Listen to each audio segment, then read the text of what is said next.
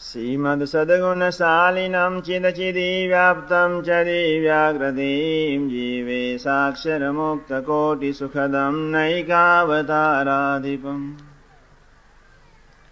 नेयं श्रीपुरुषोत्तमं मुनिवरैर्वेदादिगीत्यं विभुं तन्मूलाक्षरयुक्तमेव सहजानन्दं च वन्दे सदा।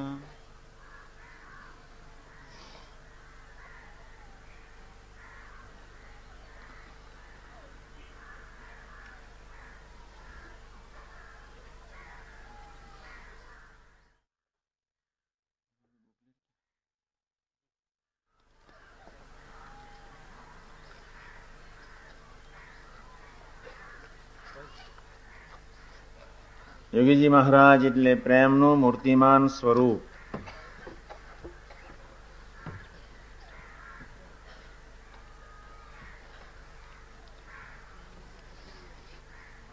પાસઠમી જયંતિ જયારે સારંગપુરની ધરતી પર ઉજવાતી હતી ત્યારે એક સૂત્ર એમના મુખારવિંદમાંથી એક સહજ ઉદ્ગાર સ્વરૂપે બહાર નીકળી આવ્યું,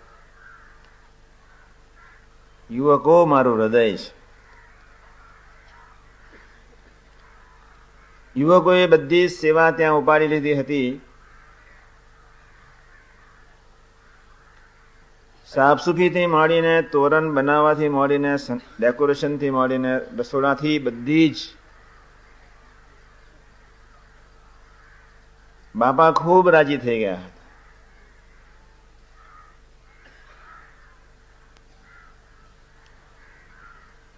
સૌને ખૂબ આશીર્વાદ આપ્યા હતા. મહાન સામે અમે કોઈ સાધુ નહીં. તે સાલથી બાપાએ શરૂઆત બી કરી દીધી કે હવે સૌને બનાવવા છે.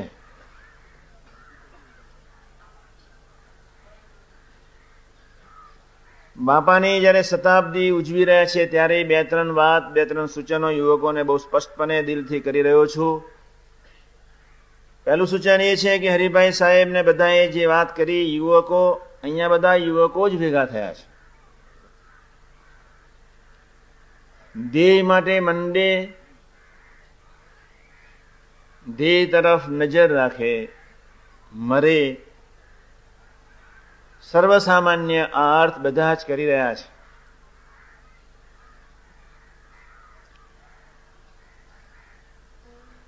શેક્સપિયરે વર્ષો પહેલા એક જ વાત કરી હતી,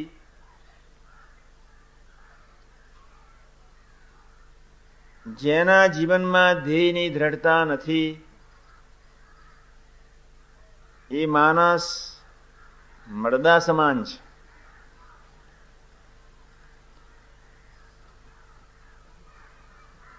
આજના એક ભયંકર કળિયુગના વિસંવાદી વાતાવરણમાં નૈતિકતા જાણે અભરાઈ ઉપર પહોંચી રહી હોય ત્યારે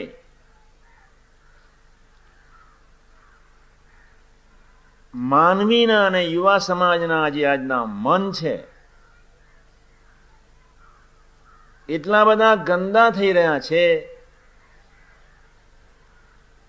એ બિચારાને ખબર જ નથી કે મારે કેમ જીવવું જોઈએ. ગામે ગામ અમે ફરીએ, સત્સંગીની ઘરે અમે પધરામણી બી જઈએ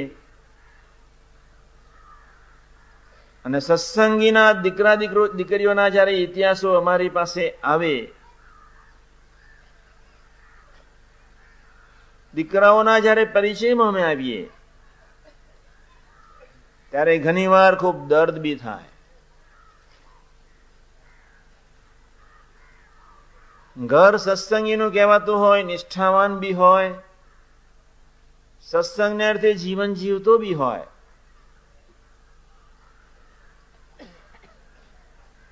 કોઈ સત્સંગની કચાશને લઈને કોઈ સંસ્કારોની રક્ષા જયારે કુટુંબમાં ન દેખાય. માનવીનું જીવન કોઈ મરવા માટે તો નથી જ, સુખી થવા માટે છે.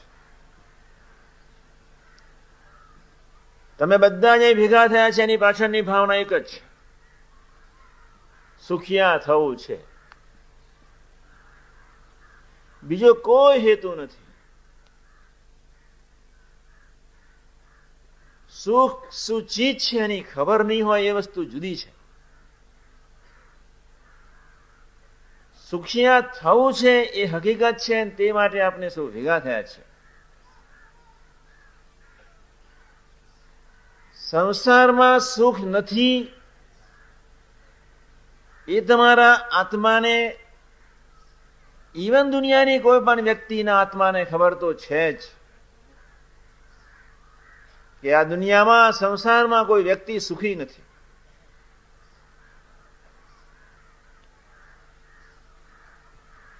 નેપોલિયન બોનાપાર્ટની હમણાં જ મામાએ વાત કરી હતી, સમૃદ્ધ માણસ, impossible the word should not be existed in the dictionary of Napoleon. એ બહુ સ્પષ્ટપણે કહેતો હતો કે અશક્ય શબ્દ મારી ડિક્શનરીમાં છે જ નહીં.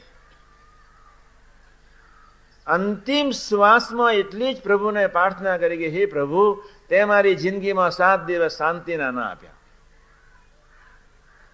એક બાજુ એ વાત બિચારો એવું કરતો હતો કે અસત્ય શબ્દ મારી ડિક્શનરીમાં નથી, બીજી બાજુ એને દર્દથી પ્રાર્થના બી કરી કે 7 દિવસ મારા જીવનમાં તે શાંતિના ના આપ્યા. હમણાં જ થોડા દિવસો પહેલા 2400 કરોડ રૂપિયા જેની બેંકોમાં જમા, એ 3 વર્ષની એક નાની બાળકીને છોડીને ઝેર લઈ લીધો.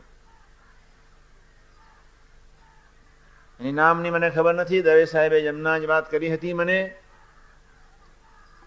હું જયારે 87માં અમેરિકા ગયો ત્યારે મામા બધું ઇતિહાસ લિસ્ટ રાખે. 25 મલ્ટી મિલિયનર, કરોડોપતિ, કઈક ઓફિસર, વૈજ્ઞાનિક, એવા પૈસા પાત્ર માણસોએ જાતે જ બુલેટથી આપઘાત કર્યા. આ વાતને બહુ છંછેડવાની જરૂર નથી. યુવા સમાજ બહુ સ્પષ્ટપણે સમજી લે કે દુનિયાની કોઈ વ્યક્તિ સુખી નથી. આપણે જયારે ખરેખર સુખી થવા માટે જ સત્સંગ કરીએ છીએ ત્યારે આપણા જીવનમાં 2-3 ચીજ સહજ હોવી જોઈએ જ. શિબિરમાં તમને બધાને લઈ આવવા પાછળની ભાવના, એક સમાગમે કરીને તમારા જીવનમાં એક વિવેક પ્રગટે. હું વચનામૃત પ્રથમ 18 અને 16ની વાત ખૂબ કરું છું. એક વાત સાંભળી લેજો કાન ઉઘાડા રાખીને. 1957 કે 6 હશે, 56-57ની સાલની એ વાત. વડોદરાની ધરતી પર યોગીજી મહારાજને ઓળખનાર ખાલી ફક્ત 5 જ ઘર હતા. સૌરાષ્ટ્ર એક્સપ્રેસમાં અમારે બોમ્બે તરફ બાપા જઈ રહ્યા હતા. અમે બધા યુવકો ત્યાં પહોંચી ગયા હતા. વેઇટિંગ રૂમમાં, ફર્સ્ટ ક્લાસની રૂમમાં સ્વામીજી ખુરશી પર બેઠા હતા. 10 યુવકો, બધા આખા શરીર, 2 યુવકો માથા ઉપર, 2 યુવકો હાથ પર, 2 યુવકો કેડ પર, પગ ઉપર, પંજા ઉપર, 10 યુવકો સ્વામીજીનું પગ, આખું શરીર અમે ધીમે ધીમે દાબી રહ્યા હતા. એટલામાં સ્ટેશન માસ્ટર આવ્યા અને સ્વામીજી યાર્ડમાં સૌરાષ્ટ્ર એક્સપ્રેસે એન્ટ્રી લીધી. સિગ્નલની અંદર તમે બહાર આવો, આપણે ફર્સ્ટ ક્લાસનો કમ્પાર્ટમેન્ટ જ્યાં ઉભો રહેવાનો છે ત્યાં આપણે જઈએ. સ્વામીજી બહાર આવ્યા. 4 યુવકો આગળ હતા, 2 યુવકો હાથ ઝાલ્યો હતો, 4 પાછળ હતા. લેડીઝ ન અડી શકે. ખૂબ ધ્યાનથી સ્વામીજીને અમે લઈ એ જગ્યા ઉપર, પ્લેટફોર્મ પર જયારે લઈ જતા હતા ત્યારે એક બહેનોનું ટોળું ત્યાંથી એક એન્ટ્રી લીધી. 25 હશે. 4 યુવકો જે આગળ ચાલતા હતા, જે બાપાને સ્પર્શ ન કરી જાય એ રીતે વ્યવસ્થા કરનારી છોકરા જયારે આગળ ચાલતા હતા ત્યારે ચાલતાની સાથે જ એ લોકો સ્થિર થઈ ગયા. સાંભળજો, 2-5 સેકન્ડ ઉભા રહ્યા. વૃત્તિઓ બધાની બહેનો તરફ પહોંચી ગઈ. બાપા ત્યાં જ ઉભા રહ્યા. બાપાએ 5-4 ને બોલાવ્યા. આપને પુણ્ય કરવા આવ્યા છીએ, પાપ કરવાની.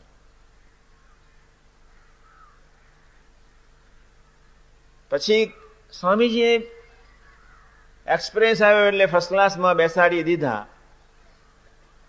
સ્ટેશન માસ્ટરને સ્વામીજીએ બોલાવીને કહ્યું કે આ 10 મિનિટ પાછળ ગાર્ડને કહો કે એક્સપ્રેસ ઉભો રાખે, મારે આ છોકરાઓ સાથે ગોષ્ઠી કરવી છે. 10-15 મિનિટ સુધી ત્યાં જ ગોષ્ઠી સ્વધર્મની એટલી બધી વ્યવસ્થિત કરી. જે